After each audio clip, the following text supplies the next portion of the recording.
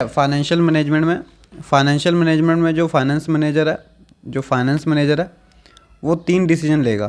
Clear है? कौन कौन से? एक तो पहला डिसीजन जो लेगा वो इन्वेस्टमेंट डिसीजन, दूसरा फाइनेंसिंग डिसीजन और डिविडेंड डिसीजन। ठीक है? तो जो भी फाइनेंस मैनेजर होगा वो 3 तरीके के डिसीजन लेता है, इन्वेस्टमेंट डिसीजन, फाइनेंसिंग डिसीजन और डिविडेंड डिसीजन। ठीक है? तो सबसे पहले हम पढ़ेंगे इन्वेस्टमेंट डिसीजन और उसके बाद फाइनेंसिंग डिसीजन और उसके बाद डिविडेंड डिसीजन। तो इन्वेस्टमेंट डिसीजंस क्या होता है? इन्वेस्टमेंट डिसीजन का अगर मैं बताऊं कि इन्वेस्टमेंट डिसीजन मतलब होता है, क्या होता है कि इसका मतलब होता है एसेट सिलेक्शन करना, एसेट्स की। किसकी सिलेक्शन करना? एसेट्स की। मीन्स हमने इन्वेस्टमेंट कहाँ करनी है, किस एसेट में हमने इन्वेस्टमेंट करनी है। मीन्स हमने फिक्स एसेट में कितनी इन्वेस्टमेंट करनी है? फिक्स्ड एसेट्स में। फिक्स एसेट्स क्या हो गए? लैंड, बिल्डिंग, मशीनरी, फर्नीचर, ये फिक्स एसेट हो गए। और करंट एसेट में कितनी इन्वेस्टमेंट करनी है। ठीक है ना? तो इसमें हम क्या सिलेक्ट करते हैं? सिलेक्शन करते हैं किस चीज़ की? फिक्स एसेट्स में कितनी इन्वेस्टमेंट करनी है और करंट एसेट्स में कितनी इन्वेस्टमेंट करनी है। फिक्स एसेट्स में इन्वेस्टमेंट से रिलेटेड जो डिसीजंस होते हैं, अगर मैं जो डिसीजन कहूँ लैंड, बिल्डिंग, फर्नीचर, मशीनरी में जो इन्वेस्टमेंट करनी है उससे रिलेटेड जो भी डिसीजन होंगे उन डिसीजंस को हम कहते हैं फिक्स्ड कैपिटल डिसीजन। क्या कहते हैं? Fixed capital decision. बात समझ आ गई? और इसी को हम क्या कहते हैं? इसका दूसरा नाम क्या है? Capital budgeting decision. Capital budgeting decision. अब कैपिटल बजटिंग डिसीजन का मीनिंग तुमसे कोई पूछ ले तो तुम मीनिंग क्या बताओगे? कि जब कैपिटल बजटिंग डिसीजन का मतलब क्या होता है कि सिलेक्शन ऑफ फिक्स एसेट्स, मतलब careful selection of fix asset या decisions related to selection of fix asset. Capital budgeting decision का मतलब क्या है, या फिक्स्ड कैपिटल डिसीजन का मतलब क्या है? Decisions related to fixed capital. Clear है? तो कैपिटल बजटिंग का मतलब क्या होता है कि selection of fix asset, decision related to selection of fix asset. Clear है?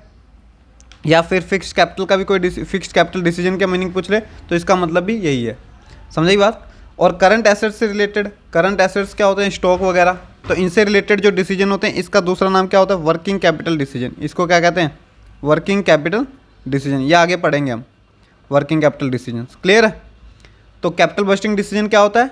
जब भी डिसीजन हम लेते हैं किससे रिलेटेड? फिक्स एसेट्स से रिलेटेड, उसे कहते हैं कैपिटल बजटिंग डिसीजन। और जब भी करंट एसेट्स से रिलेटेड डिसीजन लेंगे कि करंट एसेट में कितने पैसे लगाने हैं, स्टॉक वगैरह, रॉ मटेरियल वगैरह कितना परचेज करना है, तो उसमें उसके डिसीजन को हम क्या कहते हैं? Working capital decision. क्लियर है? तो कहने का मतलब मैं ये कह सकता हूँ कि भाई इसका दूसरा नाम क्या हो गया? इन्वेस्टमेंट डिसीजन का दूसरा नाम क्या हो गया? तो मैं ये कह सकता हूँ कि इन्वेस्टमेंट डिसीजन का दूसरा नाम क्या होगा? It is also known as capital budgeting decision, है ना? इसका दूसरा नाम क्या हो गया? It is also known as capital budgeting decisions, या फिर कह लो fixed capital decisions. Fixed capital decision भी इसका दूसरा नाम हो गया। यहाँ तक बात क्लियर है? Fixed capital decisions. ठीक है? तो यहाँ पे लिखा भी हुआ है कि इन्वेस्टमेंट डिसीजन में क्या होता है? Decisions related to careful selection of assets. Assets की सिलेक्शन करनी कि किन एसेट्स में हमने पैसे लगाने हैं। ठीक है ना? Fund will be invested by the firm. ठीक है ना? किस एसेट्स में हमने फंड इन्वेस्ट करने हैं, वो होता है इन्वेस्टमेंट डिसीजन से रिलेटेड। और इसका दूसरा नाम क्या होता है? कैपिटल बजटिंग डिसीजन और फिक्स्ड कैपिटल डिसीजन। क्लियर है यहाँ तक? अब आगे देखो, factor affecting investment decision. Factor affecting investment decisions क्या होते हैं? इसके अंदर अब हम पढ़ेंगे कि कौन कौन से कारण हैं, कौन कौन से ऐसे कारण हैं जो हमें हमारे इन्वेस्टमेंट डिसीजन को इफेक्ट कर सकते हैं। तो फैक्टर अफेक्टिंग इन्वेस्टमेंट डिसीजन हम पढ़ने जा रहे हैं। ठीक है? तो कौन कौन से ऐसे कारण हैं जो हमारे इन्वेस्टमेंट डिसीजन पे असर डाल सकते हैं? कौन कौन से ऐसे कारण हैं? फैक्टर। तो फर्स्ट फैक्टर है cash flow of the project. देखो, cash flow of the project का मतलब क्या है कि जिस प्रोजेक्ट की कैश फ्लो ज़्यादा होगी, मीन्स मैं 2 प्रोजेक्ट कह रहा हूँ, एक ए प्रोजेक्ट है, एक बी प्रोजेक्ट है। ठीक है?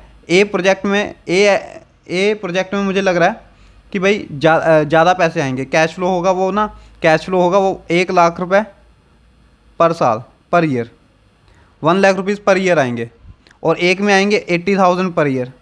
तो कैश फ्लो किस में ज़्यादा आ रहा है? 1 लाख, ए प्रोजेक्ट में ज़्यादा पैसे आ रहे हैं ना, हर साल 1 लाख रुपए आएंगे, तो कैश फ्लो किसका ज़्यादा है? ए प्रोजेक्ट का। तो मैं कौन सा प्रोजेक्ट सिलेक्ट कर लूँगा इन्वेस्टमेंट करने के लिए? ए प्रोजेक्ट। क्लियर? क्लियर है। तो लिखा है कि इन्वेस्टमेंट जो मेड करनी है, हमने जो इन्वेस्टमेंट करनी है, यहाँ पे लिखा भी हुआ है देखो कि इन्वेस्टमेंट जो करनी है, investment made if net cash flow is more, जिसकी नेट कैश फ्लो मोर होगी, ज़्यादा होगी, उसमें हम क्या कर देंगे, इन्वेस्टमेंट कर देंगे। क्लियर है।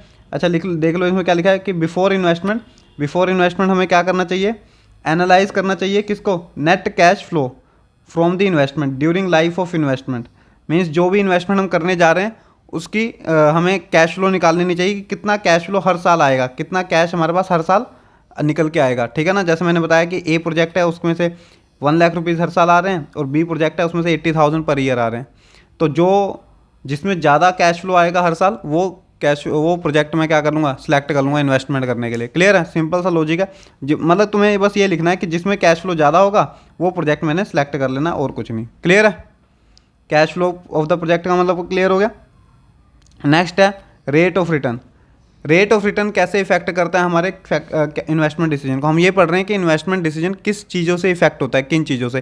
पहला हमने देख लिया कि भाई cash flow of the project, अगर कैश फ्लो ज़्यादा होगा तो हम उसमें इन्वेस्टमेंट कर देंगे जिसमें ज़्यादा होगा, जिस प्रोजेक्ट में ज़्यादा होगा। जिस प्रोजेक्ट में कैश फ्लो कम होगा उसमें इन्वेस्टमेंट नहीं करेंगे। समझी बात। सेकंड पॉइंट है rate of return. Rate of return का मतलब क्या है, कितने पैसे लगा के कितने वापस आएंगे। जैसे मैं कह रहा हूँ कि एक ए प्रोजेक्ट है, एक बी प्रोजेक्ट है। देखो एक ए प्रोजेक्ट है और एक बी प्रोजेक्ट है। ए प्रोजेक्ट में मैं कह रहा हूँ कि 1 लाख रुपए लगा के ना हर साल 30,000 रुपये आएंगे, 30,000 रुपये रिटर्न आएगा। 1 लाख रुपए लगा के हर साल 30,000 रुपये रिटर्न आएगा। और बी प्रोजेक्ट है, इसमें क्या कह रहा हूँ मैं कि 1,20,000 लगा के हर साल 25,000 रुपये रिटर्न आएगा। रिटर्न कितना आएगा, 25,000। तो इसमें देखो अगर ए प्रोजेक्ट में तुम ध्यान से देखोगे कि ए प्रोजेक्ट में क्या देखने को मिल रहा है, ए प्रोजेक्ट में हमें क्या देखने को मिल रहा है कि ए प्रोजेक्ट में 1 लाख रुपए लगा के 30,000 रुपये हर साल आ रहा है रिटर्न।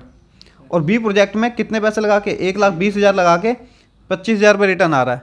तो मैं कौन सा प्रोजेक्ट सेलेक्ट करूंगा, ए प्रोजेक्ट सेलेक्ट करूंगा, क्योंकि ए में रिटर्न ज़्यादा है, रेट ऑफ रिटर्न ज़्यादा है। रेट ऑफ रिटर्न का मतलब कितने पैसे लगा के कितने वापस आ रहे हैं। ठीक है। तो रेट ऑफ रिटर्न जो ज़्यादा है वो किस में है, ए प्रोजेक्ट में है।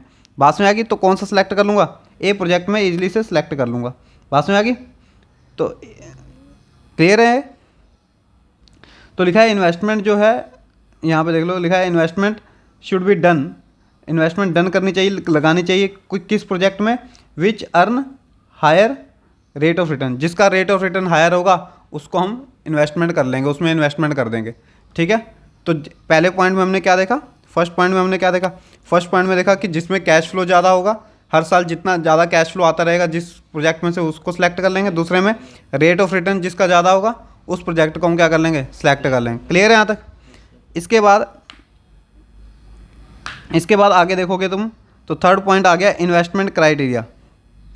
थर्ड पॉइंट आ जाएगा इन्वेस्टमेंट क्राइटेरिया इन्वॉल्व, कि इन्वेस्टमेंट क्राइटेरिया कैसा इन्वॉल्व है किस प्रोजेक्ट में, उसके बेस पे भी हम हमारा इन्वेस्टमेंट डिसीजन इफेक्ट होगा। इन्वेस्टमेंट डिसीजन, जब भी तुम इन्वेस्टमेंट डिसीजन लोगे ना, वो कह रहे हैं कि जब भी इन्वेस्टमेंट डिसीजन लोगे तो तुमने कुछ कैपिटल बजटिंग टेक्निक्स यूज़ करनी है। कैपिटल बजटिंग टेक्निक्स क्या होती हैं कि भाई हर प्रोजेक्ट का एक तो रेट ऑफ रिटर्न निकाल के देखो। रेट ऑफ रिटर्न मतलब कि कितने पैसे लगा के कितने पैसे वापस आएंगे, हर प्रोजेक्ट का एक तो ये निकाल के देखो। दूसरी बात, हर प्रोजेक्ट का निकाल के देखो कि cash flow during the life of investment, मतलब इन्वेस्टमेंट 5 साल की अगर इन्वेस्टमेंट कर रहे हैं तो 5 साल में कितने पैसे वापस आए, कैश फ्लो होगा, हर साल कितने पैसे वापस आते रहेंगे।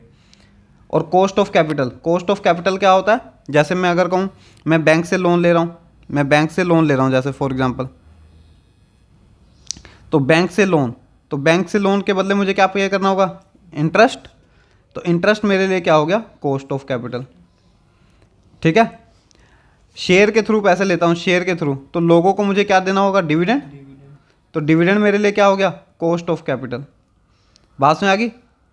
मतलब पैसे के बदले जो मुझे पे करना पड़ रहा है एक्स्ट्रा, उसे क्या कहते हैं, कॉस्ट ऑफ कैपिटल। बैंक से लोन लिया तो इंटरेस्ट मेरे लिए कॉस्ट ऑफ कैपिटल, और शेयर से पैसे लिए तो डिविडेंड। तो कहने का मतलब कॉस्ट ऑफ कैपिटल तुम्हें देखनी है कि किसकी ज़्यादा है या किसकी कम है, उसके हिसाब से हम इन्वेस्टमेंट करेंगे। कैश फ्लो पोजीशन और रेट ऑफ रिटर्न, ये तीनों चीज़ कैलकुलेट करके देख लेनी है, तब जाके तुमने इन्वेस्टमेंट करनी है। इन्वेस्टमेंट क्राइटेरिया अपना फॉलो करना है। बात समझ आ गई। ठीक है, तो तीन ही फैक्टर फैक्टिंग थे इसमें, कौन कौन से? एक तो cash flow of the project, जिसका कैश फ्लो ज़्यादा होगा उसको सिलेक्ट कर लेंगे। रेट ऑफ रिटर्न में मतलब कि कितने पैसे लगा के कितनी रिटर्न आ रही है, ठीक है। और थर्ड में याद रखना कि कैपिटल बस्टिंग टेक्निक्स यूज़ करेंगे। कैपिटल बस्टिंग टेक्निक्स के अंदर तीन टेक्निक आ जाती हैं, cash flow, rate of return और कॉस्ट ऑफ कैपिटल, ठीक है। इन तीनों को कैलकुलेट कर लेंगे। कॉस्ट ऑफ कैपिटल जिसकी कम होगी, जैसे ए में और बी में कॉस्ट ऑफ कैपिटल कम है, कॉस्ट ऑफ कैपिटल कम है, तो बी में कम है तो बी में इन्वेस्ट कर देंगे। क्लियर है? तो हर चीज़ कैलकुलेट करके देखेंगे, उसके हिसाब से हम अपनी इन्वेस्टमेंट कर देंगे, ठीक है ना। आगे नेक्स्ट टॉपिक आ गया importance of capital budgeting. Importance, next topic आ गया इंपॉर्टेंस किसकी? कैपिटल बस्टिंग या फिर इन्वेस्टमेंट डिसीजंस की। इन्वेस्टमेंट डिसीजंस की इंपॉर्टेंस या फिर कैपिटल बस्टिंग की इंपॉर्टेंस। क्लियर है? कैपिटल बस्टिंग और इन्वेस्टमेंट डिसीजन का मतलब एक ही होता है, मैंने बता दिया था ऊपर, है ना। इन्वेस्टमेंट डिसीजन का मतलब क्या होता है? इन्वॉल्वमेंट और selection of fix asset, decision related to fix asset, selection of fix asset. Clear है? जो भी डिसीजंस होंगे रिलेटेड टू फिक्स एसेट उसे हम क्या कह देंगे? इन्वेस्टमेंट डिसीजन, ठीक है। फर्स्ट देखो इसमें लिखा है, फर्स्ट पॉइंट है इंपॉर्टेंस में long term growth. Long term growth का मतलब क्या होता है कि देखो जो हमारा इन्वेस्टमेंट डिसीजन ना, इन्वेस्टमेंट डिसीजन जो है, इन्वेस्टमेंट डिसीजन पे ही डिपेंड है कि जो बिजनेस है वो कितने लंबे समय तक चलेगा। जो इन्वेस्टमेंट डिसीजन है हमारा, इसी इन्वेस्टमेंट डिसीजन पे ही डिपेंड है कि बिजनेस कितने लंबे, कितने टाइम पीरियड तक चलेगा। क्लियर है? कैसे? क्योंकि जो इन्वेस्टमेंट डिसीजन है उसमें हम क्या सिलेक्ट करते हैं? जो इन्वेस्टमेंट डिसीजंस होते हैं, जो इन्वेस्टमेंट डिसीजंस होते हैं उसमें क्या करते हैं हम? जो डिसीजंस होते हैं वो किससे रिलेटेड होते हैं? इन्वेस्टमेंट इन फंड्स, फंड में इन्वेस्टमेंट करते हैं। जो डिसीजंस होते हैं वो इन्वेस्टमेंट करते हैं हम लॉन्ग टर्म एसेट्स में, है ना। मैंने अभी बताया था कि जो भी डिसीजंस हम लेंगे वो लॉन्ग टर्म एसेट्स में लेते हैं। लॉन्ग टर्म एसेट्स का मतलब क्या होता है? फिक्स एसेट, है ना। तो जो भी डिसीजंस हम लेते हैं वो रिलेटेड टू किससे होता है? जो भी, द्वारा देख लो, जो भी डिसीजंस हम लेंगे वो लॉन्ग टर्म एसेट से रिलेटेड लेते हैं। इसमें लॉन्ग टर्म एसेट मतलब फिक्स एसेट से रिलेटेड लेते हैं। क्लियर है? और फिक्स एसेट अगर हमने बेकार परचेज कर लिया, जैसे कोई मशीनरी थी, कोई ए मशीनरी थी, ठीक है ना, ए मशीनरी बहुत अच्छी मशीन थी, बहुत अच्छी मशीन थी, लेकिन बी मशीन हमने चूज़ कर ली, गलती से बी मशीन चूज़ कर ली उस टाइम इन्वेस्टमेंट करते टाइम। अब बी मशीन कुछ साल चली, 1-2 साल, और बंद हो गई। अब देखो बंद हो गई तो हमारे लॉन्ग टर्म ग्रोथ पे इफेक्ट कर रहा है कि नहीं कर रहा है? हमारी लॉन्ग टर्म ग्रोथ पे इफेक्ट करेगा कि नहीं करेगा? अब हमारा बिजनेस लंबे समय तक अच्छा नहीं चल पाया, है ना। तो मैं कह रहा हूँ कि ये जो डिसीजंस होते हैं ये रिलेटेड टू होते हैं long term assets, long term assets से रिलेटेड डिसीजन होते हैं, और ये हमारी इफेक्ट करते हैं लॉन्ग टर्म ग्रोथ को। इन्हीं पे डिपेंड होती है। अगर हमने गलत एसेट सेलेक्ट कर लिया तो हमारी लॉन्ग टर्म ग्रोथ पे इफेक्ट होगा, ठीक है ना। तो फर्स्ट पॉइंट यही है, बात समझ आ गई। सेकंड पॉइंट इसमें क्या है? सेकंड पॉइंट आ गया large amount of funds involve. कोई जो फिक्स एसेट है वो 50,000 10,000 का तो नहीं आता, बहुत सारी अमाउंट इन्वॉल्व होती है फिक्स एसेट में, लैंड, बिल्डिंग, मशीनरी, फर्नीचर, है ना, बहुत सारी कह रहे हैं कि large amount of fund, large amount involve होती है किसमें? इन डिसीजन में, ठीक है ना। इन डिसीजंस में लार्ज अमाउंट, जब बहुत ज़्यादा अमाउंट इन्वॉल्व होती है, ठीक है ना। अगर रॉन्ग प्रपोजल हमने सेलेक्ट कर लिया, रॉन्ग प्रपोजल मतलब रॉन्ग चीज़ हमने सेलेक्ट कर ली, ठीक है, तो वो क्या हो जाएगा? हमारा वेस्टेज हो जाएगी अमाउंट ऑफ फंड। क्लियर है? Large amount of funds involve में तुमने क्या लिखना है बस कि क्योंकि इसमें इन डिसीजन में क्या होता है? लार्ज फंड्स इन्वॉल्व होते हैं, लार्ज फंड इन्वॉल्व होते हैं। तो इससे क्या होता है कि अगर हमने रॉन्ग प्रपोजल सेलेक्ट कर लिया, रॉन्ग प्रपोजल अगर सेलेक्ट कर लिया तो सारी वेस्टेज हो जाएगी हमारी, जो भी फंड है हमारा उसकी वेस्टेज हो जाएगी। बात समझ आ गई? क्लियर है यहाँ तक? कोई प्रॉब्लम इसमें? ठीक है। लार्ज फंड इन्वॉल्व का मतलब क्या है? दोबारा सुन लो कि large amount of funds involve होता है किसमें? इन डिसीजंस में। अगर हमने रॉन्ग प्रपोजल गलती से सिलेक्ट कर लिया, रॉन्ग डिसीजन ले लिया, तो वेस्टेज हो जाएगी हमारे सारे फंड्स की, बेकार चले जाएंगे हमारे सारे पैसे, ठीक है ना। तो इसलिए ये भी बड़ा इंपॉर्टेंट है, ठीक है ना। नेक्स्ट है रिस्क इन्वॉल्व तो होगा ही, तुम्हें दिख ही रहा है कि जब large amount of fund involve है तो रिस्क भी बड़ा ही होगा। क्योंकि इसमें इन्वॉल्वमेंट है, इसमें इन्वॉल्वमेंट है किसकी, यूज़ फंड। यूज़ फंड मतलब बहुत बड़े फंड की, बहुत सारे पैसे की इन्वॉल्वमेंट है। इस वजह से रिस्क भी क्या हो जाता है, बिग हो जाता है, बड़ा रिस्क हो जाता है। जिसमें जिस चीज़ में ज़्यादा पैसे इन्वॉल्वमेंट होगी उसमें रिस्क भी क्या हो जाएगा, ज़्यादा हो जाएगा, है ना। और जिसमें अमाउंट, छोटी अमाउंट हमें इन्वॉल्व होगी तो उसमें रिस्क भी क्या होगा, कम होगा। तो यहाँ पे रिस्क जो होगा वो बहुत ज़्यादा होगा। क्लियर है। और जो इसके रिटर्न है, आज मैं मशीन खरीद रहा हूँ तो आज ही मुझे फ़ायदा होना स्टार्ट नहीं हो जाएगा। उसके जो रिटर्न है, या लैंड बिल्डिंग जो मैंने परचेज़ की है, उसके जो रिटर्न है वो लंबे समय में आएंगे, मतलब 1 साल के अंदर नहीं आएंगे, 3 4 10 साल के अंदर पैसे आएंगे। तो रिस्क बड़ा है, क्योंकि पैसे मैं आज लगा रहा हूँ लेकिन 10 साल के अंदर रिटर्न आएगी, 5 साल के अंदर रिटर्न आएगी, ठीक है ना। तो रिस्क बहुत ज़्यादा इन्वॉल्व है उसके अंदर। आगे है इरिवर्सिबल डिसीजन। इरिवर्सिबल डिसीजन का मतलब क्या होता है कि ये ऐसे डिसीजंस होते हैं कि अगर एक बार तुमने ये डिसीजन ले लिए तो तुम वापस नहीं आ सकते, ठीक है ना। अगर जैसे तुम कार परचेज करने गए और कार जो तुमने परचेज कर ली 8 लाख की, ठीक है। अब तुम 2 3 दिन तुमने चलाई और 3 4 दिन के बाद तुम्हें लग रहा है कि यार अच्छी कार नहीं थी ये, दूसरा मॉडल परचेज कर लेना चाहिए था या दूसरी चीज़। तो अब वापस तो होगी लेकिन कुछ पैसे वो काटेंगे, है ना। अगर वापस करोगे तो 1 लाख रुपए वो कम करके फिर आपको देंगे, तो आपका नुकसान हो जाएगा, कहने का मतलब। तो ये ऐसे डिसीजन होते हैं, क्योंकि इनमें large amount of fund involve है, तो ये ऐसे डिसीजन होते हैं कि इनमें हम रिवर्स नहीं हो सकते। एक बार डिसीजन ले लिया तो ले लिया, फिर वापस आना बड़ा मुश्किल होता है। अगर वापस आएंगे तो हमारा लॉस होगा बहुत ज़्यादा। क्लियर है, बात समझ आ गई। देख लो दोबारा कि तो ये कैसे डिसीजन होते हैं। वंस डिसीजन टेकन, एक बार अगर डिसीजन ले लिए तो यू कैन नॉट रिवर्स, अगर रिवर्स नहीं कर सकते तुम कभी भी, ठीक है ना। क्योंकि इसके अंदर यूज अमाउंट फंड इन्वॉल्व होता है। बात समझ आ गई। मैंने अभी कार का एग्जांपल लिया, अगर कार तुमने लेने गए और कार ले ली, 3 4 दिन बाद पसंद नहीं आ रही, तो तुम वापस नहीं कर सकते कि भाई, है ना। अगर 20 50 रुपये की चीज़ रहती तब तो तुम इतना सोचते भी नहीं। क्लियर है, वेस्ट नहीं होता इतना, मतलब। लेकिन अगर इन जो लॉन्ग टर्म एसेट्स से रिलेटेड जो डिसीजन होते हैं, इनमें तुम रिवर्स नहीं हो सकते। एक बार डिसीजन ले लिया तो वापस आना बड़ा मुश्किल होगा। इरिवर्सिबल, रिवर्स गेयर नहीं है, कहने का मतलब इसमें, ठीक है ना, इन डिसीजन में। नेक्स्ट है, जैसे इन्वेस्टमेंट डिसीजन के बारे में मैंने पढ़ा, नेक्स्ट डिसीजन आ गया फाइनेंसिंग डिसीजन। 3 डिसीजन पढ़ने थे, एक इन्वेस्टमेंट डिसीजन, फाइनेंसिंग डिसीजन और डिविडेंड डिसीजन। तो नेक्स्ट है फाइनेंसिंग डिसीजन। फाइनेंसिंग डिसीजन का मतलब क्या होता है, देखो, मान लो फाइनेंसिंग डिसीजन का मतलब क्या होता है, मान लो एक तुम्हारी पास कंपनी है, तुमने एक कंपनी खोलनी है, ठीक है ना, ओपन करनी है मान लो। अब तुम्हें इसके लिए पैसे चाहिए, तो तुम क्या करते हो, कहाँ कहाँ से पैसे लोगे।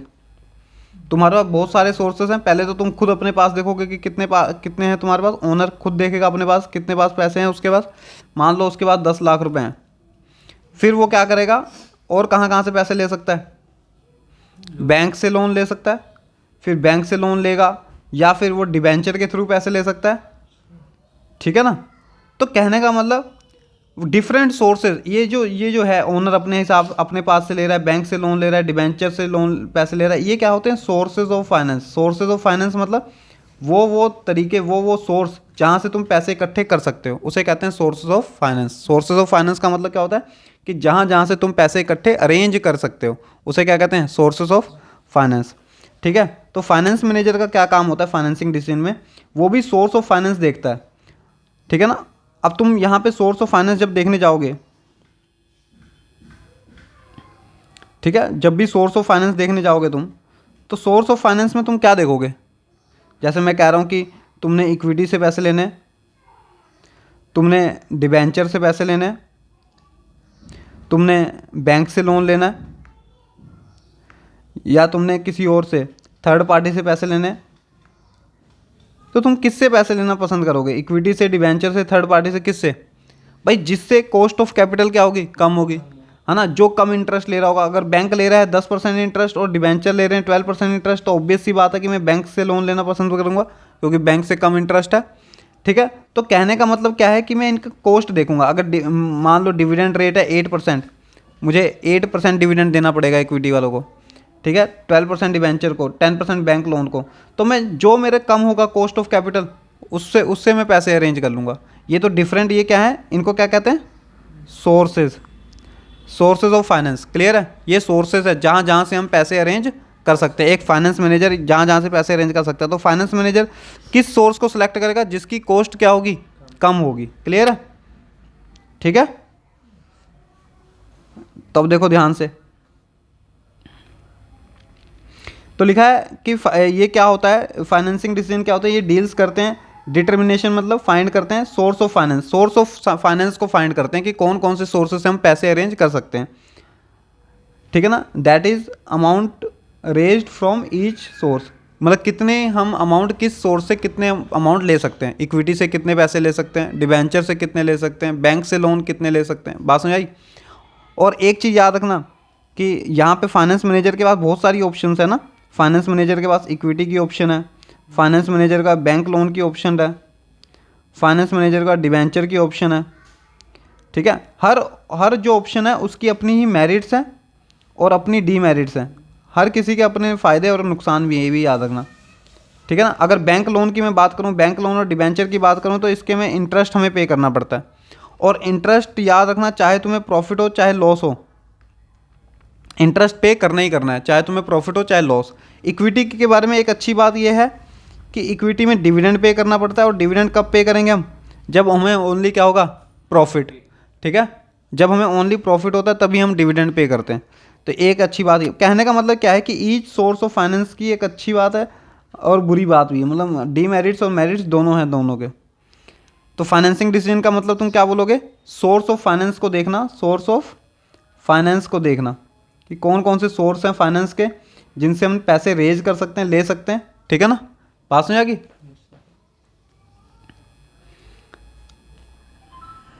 चलो इसके आगे देखो, 2 मिनट ये रेज कर दूं।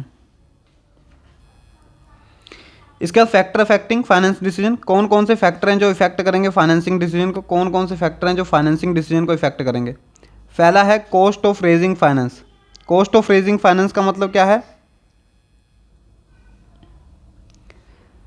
मतलब मैंने अभी बताया कि बैंक से लोन लेंगे तो 10% पे, और डिबेंचर से लोन लेंगे तो 12% पे, ठीक है, बात समझ आ रही है।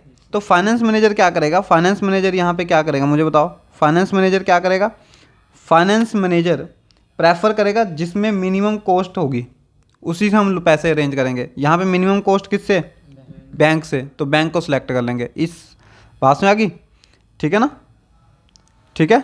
वैसे अगर मैं बात करूँ तो यहाँ पे हमारे पास सोर्स ऑफ फाइनेंस, अगर मैं सोर्स ऑफ फाइनेंस पिछले +1 की बात करूँ तो सोर्स ऑफ फाइनेंस में हमारे पास 2 ब्रॉड हेडिंग होती थी, एक ओनर फंड और एक होता है बोरोड फंड। ओनर फंड क्या होता है, ओनर फंड होता है इक्विटी, मतलब ओनर अपनी तरफ से जो पैसे लगाता है, इक्विटी शेयर, प्रेफरेंस शेयर, ठीक है ना।